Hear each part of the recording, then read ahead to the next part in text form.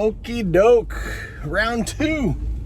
I just hit record, but then my Moana 2 soundtrack came on, and it must have kicked me off my video, but I think we're good. And yesterday I had the mic on, but I realized that the mic wasn't powered on, and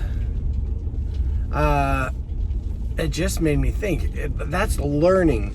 Now, when I grab it, I'm like, oh, hey, I don't want to make that same mistake. This is why mistakes are good. Not that you should go out and try to make mistakes, because I remember that advice was given to me. If you want to be successful, start failing more. I'm like, well, that's dumb, because I could just go mess up a lot of things. That's not going to teach me anything. But when you do make a mistake, a silly mistake, a big one, if you can learn from it, that's pretty stinking powerful. And so I learned from it. So hopefully you could hear me better than you could hear me last time. And I don't know if I said it wrong. Today is day 30 for kids, which is day 32 for me, which means they have 150 more days of school, which is fun to count it down, because that sounds like a lot, but before you know it, we're down into the double digits, and it just moves fast, which is awesome. Just dropped Palmer off at school. Dude's crushing things. We had all the windows open, cranking Moana 2 soundtrack, which is pretty fantastic, I will say. And I got to wake up to one of my old roommates, my San Diego roommates, jumping on the TV show The Voice to play his guitar and sing his song. So Jacob Gustafson, crushing it. Then after he sings his song, brings somebody special up on stage, proposes to her in front of all the judges, everybody in the audience, crowd goes wild. Snoop Dogg, I could just keep hearing Snoop Dogg say, "Get it, Jacob? Get it, Jacob?" Anyway, you should look it up. I think it's on YouTube. Hey, this is where I need to learn how to link a video. Maybe I'll link it. I say I'm gonna link it, but no, I'm gonna try. I'm gonna link the video in the comments below, so you guys can all see my old roommate who used to sing every song under the stars with his guitar, and he is the world's strongest man, and he's gorgeous, and it is so dang cool seeing. And two of my roommates, now that I think about it, two of my roommates have been on TV. We had a lot of random people come through, but like the two main ones, now that he was on The Voice yesterday, has been on TV. The other one was on Survivor and Amazing Race. So man, I just need to get with the program. You know how they used to have, ooh, this is where it's good, TV show The Office? I think they should always have like the school, you know what I mean? I think that would be the other. Oh, slow down. Where was I going? I just think a similar type of show like The Office, but about teaching, would just be awesome. Because back in the day, teaching at like a normal comprehensive high school, there are plenty stories and funny things that happen every hour, on the hour. So NBC, ABC, all those TV shows, whoever created The Office, I think you should create the high school campus, you know? The campus, the school, the sequel. And we'll get Michael Scott to be the principal of the school, and that would be great. Anyway, I am not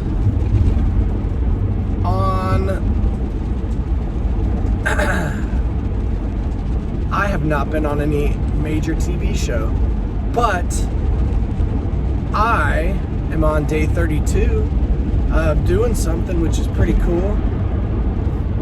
And after doing 32 of them, I think it's getting better.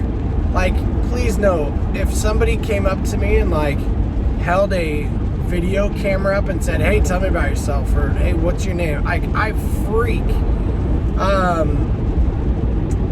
I get to teach a drone program, and the Current Highs news people came out and interviewed me, and like, it is crazy how I don't want to be on camera, but as silly as this little thing is, it kind of helps. It kind of helps being like, yep, I'm looking at a picture of me. It's awkward and it's weird, but it's fine, and I don't have to listen to it, so that's a wonderful thing. And please know, the audio yesterday, it might have been terrible, it might not have been. I should put more effort into all this stuff, but I'm like, you know what? I'm just gonna keep living my life, have fun with it. I got a text yesterday from a student, an unnamed student, and it reminded me why teaching is the coolest job on the planet. And it basically was saying, I have the students do a lot of warm-ups, and our warm-ups aren't related to the curriculum that we're learning. Our warm-ups are very life-driven, self-focused, professional skills, stuff like that, emotional intelligence stuff. And the student was like, "Hey, I know a lot of students don't maybe take your warm-ups to heart or anything, but they've really helped me because my life's not perfect, and it has really helped me kind of like think about the situation I'm in and how to, how to overcome difficult things and situations." And they were basically just saying that they really appreciated it. And I don't know about you, either they're trying to get a really good grade in my class, or I might be doing something right. And I'm gonna, again, hope that I'm doing something right.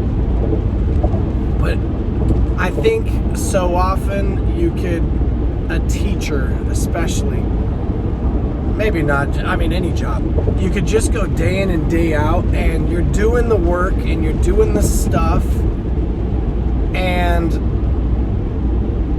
you're doing your best, but you don't really get to know, and it's not up for teachers to decide what sticks with these kids. I could teach 100 awesome lessons, but what the kids actually remember is up to the kids.